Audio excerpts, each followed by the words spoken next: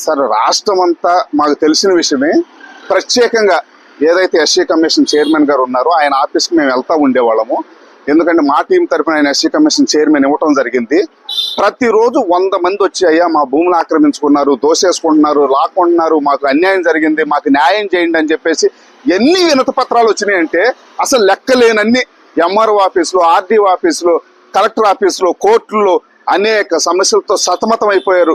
ఆ విధంగా ఎస్సీలు, బీసీలు ఎవరైతే ఉన్నారో, అగ్రవర్ణాల్లో పేదలు ఎవరైతే ఉన్నారో వాళ్ళకి చెంటు 5 ఎకరాలు 10 ఎకరాలు ఏ విధంగా ఉన్నాయో వాటిలన్నింటినీ దోసుకోవటమే కాకుండా వీళ్ళు కొత్తగా ఇంకేంటంటే గవర్నమెంట్ ల్యాండ్స్ ఎక్కడ ఉన్నాయో వాటిని ఏ విధంగా వీళ్ళ పేరు మార్చుకోవాలని చెప్పేసి వాటిని కూడా తారుమారు చేసిన వ్యక్తులు పెద్దిరెడ్డి రామచంద్రారెడ్డి గారు. చిత్తూరు జిల్లాలో చిత్తూరులో మా సమతా సైనిక టీం చెందిన రాజేశ్వరి అనే అమ్మాయిని 5 ఎకరాలు ఉంటే పార్టీ కోసం అని చెప్పేసి, పార్టీ కార్యాలయం కోసం అని చెప్పేసి ఆమెను బెదిరించి ఆ కుటుంబ సభ్యులు అందరి మీద కేసు పెట్టి ఆ రోజు పార్టీ ఆఫీస్ కడతంటే మేము